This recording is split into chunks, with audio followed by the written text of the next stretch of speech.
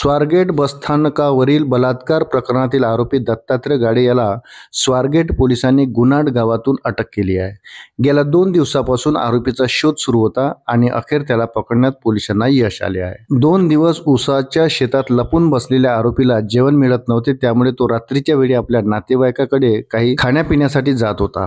पोलिसांनी याच माहितीच्या आधारे त्याचा मागोवा घेतला.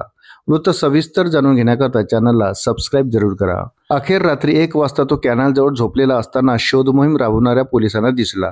त्यानंतर तातडीने त्याला ताब्यात घेऊन पुण्याला रवाना करण्यात आले. सध्या त्याला लष्कर पोलीस ठाण्याच्या लॉकअपमध्ये ठेवण्यात आले आहे.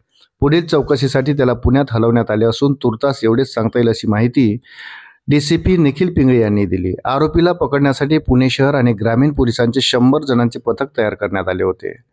ऊसाच्या शेतात शोध घेण्यासाठी ड्रोन आणि श्वान पथकाचा वापर करण्यात आला.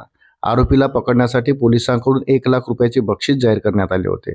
आरोपी दत्तात्रय गाडे हा सराईत गुन्हेगार असल्याचे पोलिसांच्या तपासात समोर आले आहे.